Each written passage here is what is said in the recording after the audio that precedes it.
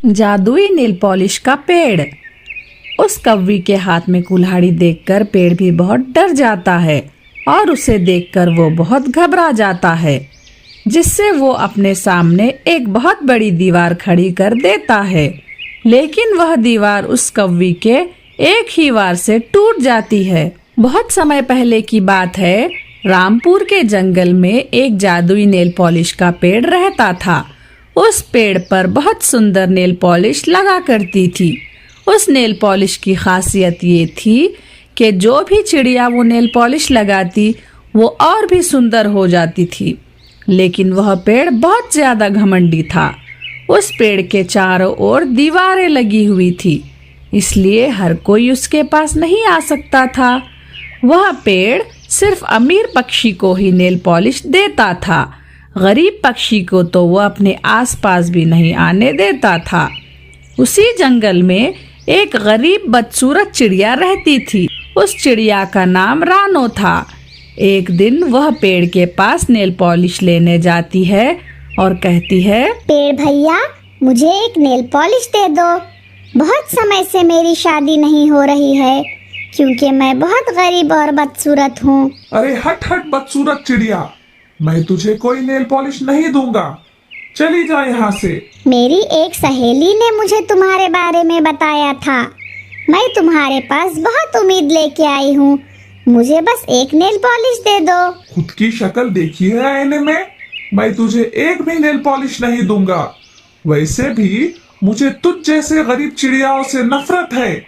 चल भाग यहाँ से, वरना तेरी बदसूरती मुझे भी लग जाएगी। मुझे निराश मत करो। मैं तुम्हारे पास बहुत आस लेकर आई हूँ। मेरी शादी नहीं हो रही है और मेरे मम्मी पापा मेरे शादी को लेकर बहुत परेशान हैं। मैं उनका ये दुख नहीं देख सकती। कृपया मुझे एक नेल पॉलिश दे दो ना। नहीं नहीं, मैं तुम्हें नेल पॉलिश नहीं दे सकता। मेरा एक रूल है कि मैं सिर्फ अमीर चिड़ियाओं को नेल पॉलिश देता हूँ, गरीब को नहीं। वह पेड़ उसकी काफी बेइज्जती करता है और उसे वहाँ से भगा देता है। रानो चिड़िया वहाँ से उदास होकर चली जाती है और उस पेड़ से थोड़ी सी दूर जाकर बैठ जाती है। और फिर वहाँ एक अमीर घर की कौवी उड़न तश्तरी में आ जाती है। पेड़ भैया, मैं गोरी हूँ। मैं कालू सेठ की पत्नी हूँ। मैं आपके पास नेल पॉलिश लेने आई हूँ। मुझे अलग अलग प्रकार के नेल पॉलिश दे दो। गोरी, तुम जितनी चाहे उतनी नेल पॉलिश ले सकती हो। मैं वैसे भी किसी भी अमीर पक्षी को निराश नहीं करता। मैं अमीर पक्षी को सब कुछ देता हूँ, लेकिन गरीब को कुछ नहीं। वो देखो, वहाँ एक गरीब चिड़िया बैठी है। उसने नेल पॉलिश के लिए बहुत जिद की थी, लेकिन मैंने नहीं दी।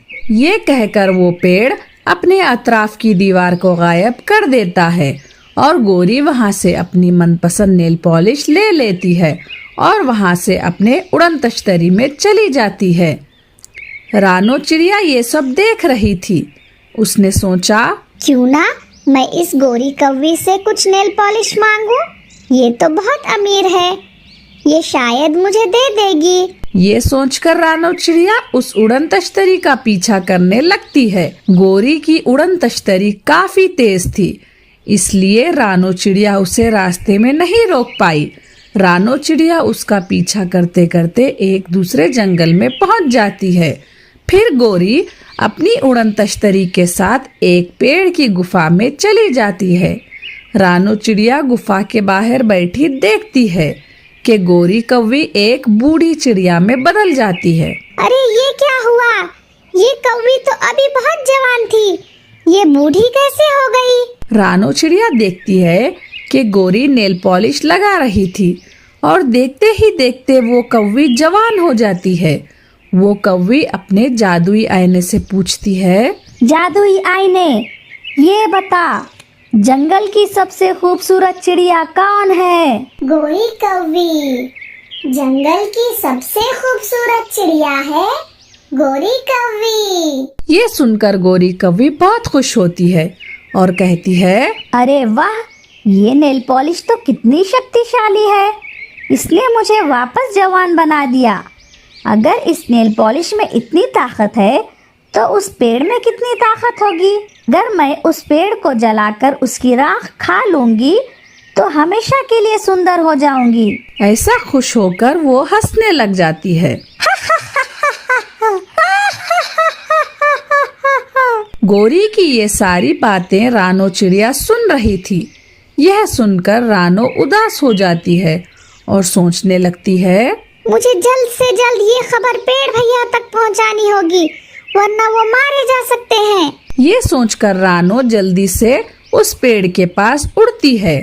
रानो चिड़िया उसे सारी बात बताती है। गरीब चिड़िया, मुझे पता है कि तू झूठ बोल रही है। तू उस अमीर कौवी से जल रही है। मुझे पता है तू उस कौवी की चुगली करके मेरी दोस्त बनना चाहती है, जिससे खुश होके मैं तुझे नेल पॉलिश दे दूं। लेकिन चिड़िया, मैं तेरी इस जाल में नहीं फंसने वाला। चली जा यहाँ से। रानो वहाँ से उदास होकर चली जाती है। फिर अगले दिन गोरी कौवी हाथ में कुल्हाड़ी लेके वहाँ आती है। उस कौवी के हाथ में कुल्हाड़ी देखकर पेड़ भी बहुत डर जाता है और उसे देखकर बहुत घबरा जाता है, जिससे वो अपने सामने बहुत बड़ी दीवार खड़ी करता है। लेकिन वह दीवार उस कौवी के एक ही वार से टूट जाती है और फिर उस पेड़ के दिमाग में रानो चिड़िया की वही बातें चलने लगती है, जो सारी बातें कल रानो ने उस पेड़ को बताई थी। मुझे कल उस चिड़िया की बातों पे विश्वास कर लेना चाहिए था, लेकिन मैंने उसे डांट कर भगा दिया था। पेड़ और भी ज्यादा डरने लगता है।